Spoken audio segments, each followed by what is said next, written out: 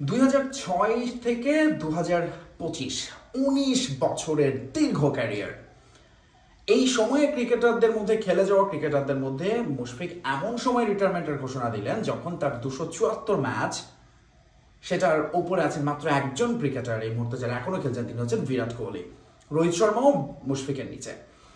মুশফিকুর রহিম এটা বোধহয় ইট was coming, মানে তার এটা অনেক কথা হচ্ছিল রিটায়ারমেন্টে যাবেন কি যাবেন না, বিসিবি থেকে একটা তালিকা দেওয়া হলো প্রস্তাবিত, সেখান থেকে মুশফিকুর রহিম ছিলেন এ ক্যাটাগরিতে, কিন্তু তারপরে সেটা প্রস্তাবিত হিসেবে বিসিবি রেখেছে কারণ মুশফিক এবং রিয়াদের ঘোষণার জন্য অপেক্ষা করছে। রিয়াদ আছেন বি ক্যাটাগরিতে, মুশফিক তিনি শেষ পর্যন্ত ফেসবুকে জানিয়ে দিলেন যে তিনি ওডিআই ক্রিকেটকে গুড বাই বলছেন।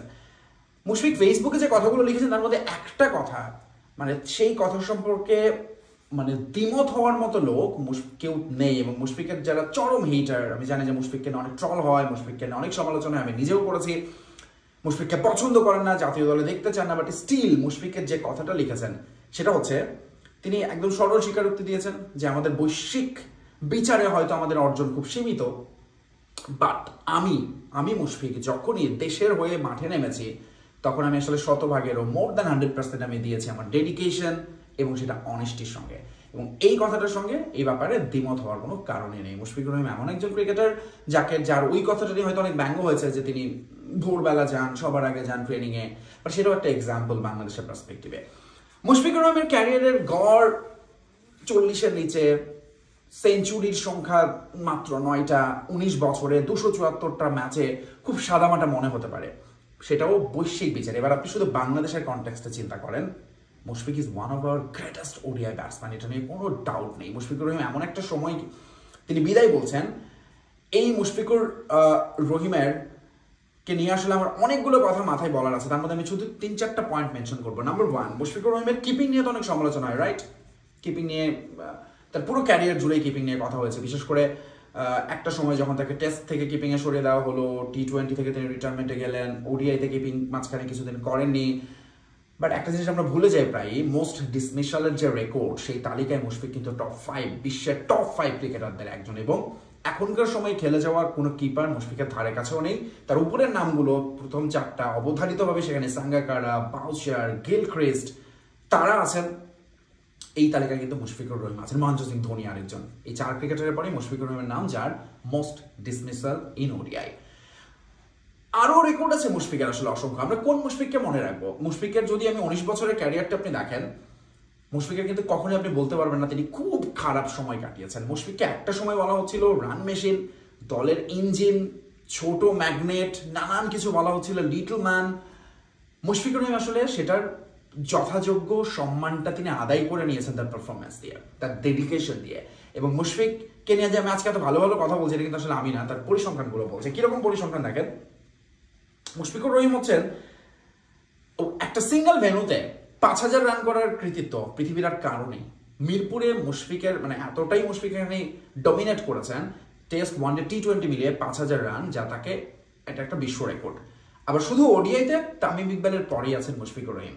তার রান সংখ্যা হচ্ছে 274 ম্যাচে 7795 রান, কিন্তু এই যে রানটা তিনি করেছেন, মিরপুরের কথা বললাম, কিন্তু মুশফিকের সবচেয়ে বেটার এভারেজ ইউরোপে এগেনস্ট ইংল্যান্ড, এগেনস্ট অস্ট্রেলিয়া মুশফিকের দুর্দান্ত কিছু রেকর্ডস আছে। তার ক্যারিয়ার পরিসংখ্যান বলছে তার যে এভারেজ গড় 36, সেটার চেয়ে বেশি গড়ে আসলে তিনি ইংল্যান্ড এবং অস্ট্রেলিয়ার সঙ্গে পারফর্ম করেছেন।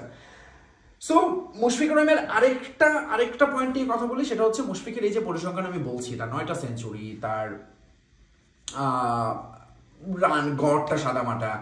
মুশফিকুর রহিম এবার বাংলাদেশের কন্টেস্টে আমি এটাও বলছি যে তিনি আমাদের one of the best batsman one day ইতিহাসের, বাট এই বেস্ট ব্যাটারকে আমরা কত নম্বর পজিশনে খেলিয়েছি বলতে পারবেন?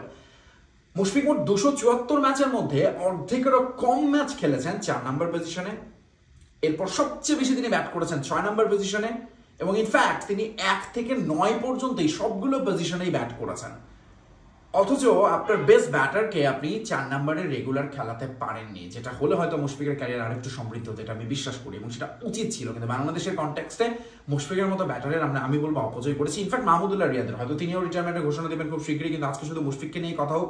তিনি যখন বিদায় নিচ্ছেন, এই জিনিসটা আসলে আমাদের আসলে খুবই ভাববার একটা বিষয়, যে আমরা আমাদের এই যে দিনের পর দিন একটা জায়গা থেকে আমরা দেখি আমাদের দলের যখন বেস্ট ব্যাটার বা যিনি পারফর্মার থাকে তার একটা ব্যাটিং পজিশন সেট থাকে, যেটা মুশফিকের ক্ষেত্রে অনেক সময় থাকেনি, নানান কারণে তাকে উপর নিচে নামতে হয়েছে। এটা মুশফিকের জন্য লস হয়েছে, আমাদের জন্য লস হয়েছে। সো মুশফিকুর রহিমের ক্যারিয়ারে আমি যে বললাম যে খুব খারাপ সময় কখনোই কাটেনি, বাট এটাই তার খারাপ সময় যখন তিনি বিদায় নিচ্ছিলেন মুশফিক। সেটাই তিনি বলেছেন তার ফেসবুক স্ট্যাটাসে। আরেকটা কথা যে আসলে কয়েকটা দিন আমার জন্য চ্যালেঞ্জিং ছিল। কতটা চ্যালেঞ্জিং দেখেন, মুশফিকের লাস্ট 50 এসেছে ঠিক 1 বছর আগে 2024 সালের মার্চে 73 নট আউট একটা ইনিংস খেলেছিলেন তিনি শ্রীলঙ্কা। মুশফিকের লাস্ট সেঞ্চুরি এসেছে তারও 1 বছর আগে পেছনে যেতে হবে, 2023-তে লাস্ট 100। 2 বছর ধরে মুশফিকের ব্যাটে রান করা। ইনফ্যাক্ট গত 4টা ইনিংসে মুশফিক সিঙ্গেল ডিজিটে আউট হয়েছে। চ্যাম্পিয়ন্স ট্রফির 2টো ম্যাচ, প্র্যাকটিসের একটা ম্যাচ এবং সবশেষ ডিপিএলে এসে মোহামেডানের হয়ে এগেনস্ট গুলশান। সো মুশফিকের আসলে খারাপ সময়টা এটাই বোধহয় সবচেয়ে তার ক্যারিয়ারের খারাপ সময়, কারণ বাকি সময়গুলো আমি যদি এই গত বছরও মুশফিক ওয়ানডেতে হয়তো একটাই 50 করেছেন অনেক আগে, কিন্তু স্টিল প্রিটি গুড এভারেজ এবং রান। তার আগের বছর বছর বাই বছর মুশফিকের পারফরমেন্সটা এরকম। মুশফিকের ক্যাপ্টেন্সি নিয়ে অনেক কথা হয়, সমালোচনা, এই পয়েন্টটাও একটু যোগ করা দরকার। ক্যাপ্টেন হিসেবে ব্যাটসম্যান মুশফিক কিন্তু খুবই সফল। তিনি যখন ক্যাপ্টেন্সির দায়িত্ব পেয়েছেন ওই সময় যদি আপনি পরিসংখ্যানটা দেখেন মুশফিকের, তার ক্যারিয়ার গড়ের চেয়ে বেটার গড়। সো মুশফিককে আজকে ভালো ভালো কথা বলছে, তিনি বিদায় নিয়েছেন এই জন্য না, বরং এই জন্য যে মুশফিক আসলেই বাংলাদেশের ওয়ানডে ক্রিকেটের খুবই ধারাবাহিক পারফর্মার। হয়তো তিনি আমরা এখন এসে বিচার করতে পারি এই 1 বছরের পারফরমেন্স দিয়ে যে Mushfiq is not doing good, এবং মুশফিক হয়তো রিটায়ারমেন্টের ঘোষণাটা আরো স্মার্টলি আরো আগে হয়তো বেটার টাইমে তিনি দিতে পারতেন, যখন মানুষ তাকে এতটা সমালোচনা হয়তো তখন করতো না। কিন্তু মুশফিক আসলে বিদায়টা যখন বলছেন তখন এর মধ্যে আলোচিত বিদায় হয়ে গেছে স্টিভেন স্মিথের, তাকে বিসিবির কেন্দ্রীয় চুক্তিতে রাখা হয়েছে, অনেক কথা হচ্ছে।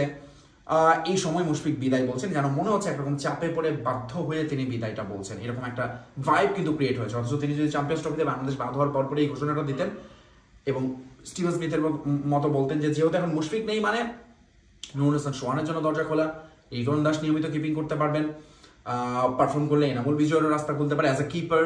আকবর আলীর কথা আমরা ভুলে যাই, তিনিও আসলে এখন চাইবেন পারফর্ম করে, কারণ মুশফিকের জায়গাটা তো এখন ভ্যাকিউম, তাই না? কিপারের জায়গাটা লিটন দাস, জাকের আলীরা খেলছেন, বাট স্টিল একটা সম্ভাবনা তো তৈরি হবে, মুশফিকের ওই জায়গাটা গ্যাপ তৈরি হবে। তো আমার মনে হয় যে মুশফিকুর রহিমের ক্যারিয়ার আসলে তিনি এমন জায়গাটা শেষ করে যাচ্ছেন এবং বাংলাদেশ ক্রিকেট তিনি যা দিয়েছেন সেটা আসলে গত 1 বছর দিয়ে বিচার করলে হবে না। সো শুভকামনা মুশফিকুর রহিমের জন্য। টেস্টে আমরা তাকে আসলেই দেখতে চাই এবং আমি চাই তিনি টেস্টে তার আগের মতোই নিয়মিত পারফর্ম করুক, ভালো খেলুক। সো শুভকামনা Mushfiq, and thank you very much for what you did everything for Bangladesh cricket. এবং অবশ্যই এই বিষয়ে আমাদের কোনো সন্দেহ নেই যে আপনি 100%-এরও বেশি অনেস্টি এবং ডেডিকেশন দিয়ে খেলে গেছেন, বাংলাদেশ ক্রিকেটকে ধারণ করেছেন।